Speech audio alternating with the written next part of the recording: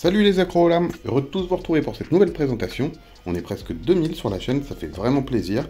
Et pour ça, je vous remercie. D'ailleurs, toi là, oui toi qui regardes les vidéos sans être abonné, et bah c'est le moment. Il suffit que tu cliques sur s'abonner et sur la petite cloche de notification. Ça prend que quelques secondes, ça aide beaucoup la chaîne et en plus c'est gratuit. Et si à la fin de la vidéo ça t'a plu, je t'inviterai à liker et à commenter la vidéo. Et si t'en veux encore plus, tu peux même me rejoindre sur Insta ou Facebook. Tous les liens sont en description de la vidéo. Aujourd'hui, on va parler d'un couteau EDC relativement abordable, bien qu'un petit peu cher à mon goût, mais bon, on reste quand même en dessous des 100 €. Un couteau avec une bonne carrure, trapu comme j'aime, qui n'est pas sans rappeler le SRM 7228 d'ailleurs, que je vous avais déjà présenté. On est un peu sur le même type de lame et j'aime beaucoup. Cette fois par contre, on est chez Kizer avec le Bugai.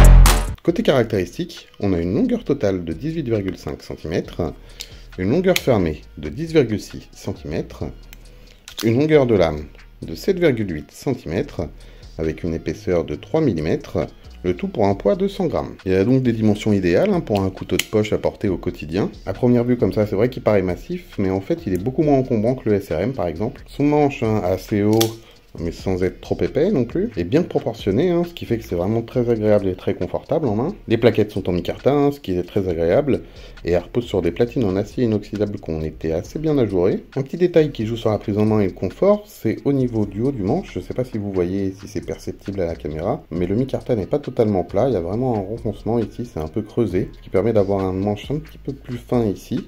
Et au final, on le ressent et c'est assez confortable. C'est vraiment un manche sans fioriture, mais qui est vraiment très confortable et assez agréable en main. En plus, les finitions sont très bonnes, les deux seules vis apparentes sont vraiment bien fondues dans le manche. Les platines et les plaquettes sont vraiment parfaitement ajustées partout. On a beau chercher, il n'y a vraiment aucun détail qui pose souci. Le clip offre un port très discret, il est réversible. Et le petit détail que j'aime bien, moi, c'est que ce soit le clip ou les petites vis qui le tiennent, c'est vraiment fondu dans le manche. Et ça, c'est un petit détail que je kiffe bien parce que ça montre l'attention avec laquelle a été faite le couteau. Pour en arriver là, forcément, les plaquettes ont été un petit peu creusées, c'est dommage pour l'esthétique. Après, on peut pas tout avoir non plus. Et puis honnêtement, avec cette couleur-là, ça se voit quand même assez peu et c'est pas du tout choquant. Mais bon, ce que je préfère sur ce couteau, ça reste quand même sa lame. Une lap drop point assez haute, en 154 cm, et avec plusieurs petits détails que j'aime bien. Alors on va passer très vite sur le trou, vous savez ce que j'en pense. Je suis pas un grand fan habituellement, mais bon là de toute façon ça sert de système d'ouverture, donc on n'a pas le choix. Et puis il est assez large pour être nettoyé facilement en cas de nourriture bloquée, etc. Donc ça va. Par contre cette gorge là, sur tout le long des deux côtés, j'adore vraiment. Tout comme la finesse du tranchant d'ailleurs, c'est l'avantage d'avoir une lame assez haute. Et puis cette pointe là, je sais pas si vous voyez très bien, qui se rétrécit d'un coup, un peu comme les lames tantôt. Je trouve ça juste magnifique. En plus ils sont restés vraiment très sobres au niveau du marquage, comme j'aime. On a le logo ici,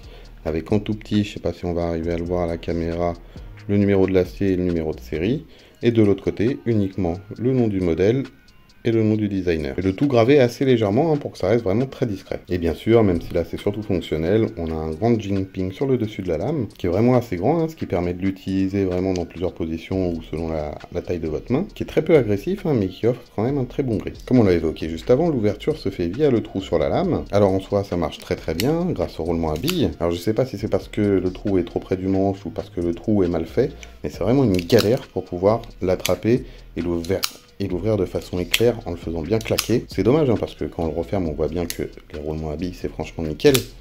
Mais il faut rattraper le coup de main et franchement c'est relou, c'est pas du tout intuitif et naturel. Ce qui fait que ça m'a un peu gâché mon plaisir et au final j'utilise plus tant que ça. Alors attention à l'usage, ce couteau est vraiment top, il est confortable, efficace, polyvalent et tout ça. Mais le système d'ouverture est assez mal étudié à mon goût et forcément ça gâche un peu le plaisir quand au final je me retrouve à galérer pour pouvoir l'ouvrir. C'est franchement pas un plaisir de l'utiliser au final. Alors bien sûr c'est mon avis personnel avec ce que j'aime faire avec mon couteau. Mais quelqu'un qui l'utilise normalement en simple utilitaire, il aura aucun souci parce que ça s'ouvre quand même très très bien à une main, même si tu veux pas le faire claquer. Voilà, et une fois que tu as le coup de main, tu y arrives aussi. Et au vu du choix que j'ai au niveau des couteaux, honnêtement, c'est pas sur celui-là que mon choix va s'arrêter à cause de ça. Le liner lock, lui, par contre, verrouille très très bien la lame, jusqu'à plus de la moitié. Il est facilement déverrouillable et facilement accessible, grâce à l'encoche ici. Pour résumer, on a un couteau qui est joli, bien construit, bien fini. Tout est bien ajusté, on n'a aucun jeu nulle part. La lame est parfaitement centrée. plus tous les autres points qu'on a vus, que ce soit le clip, les vis, etc.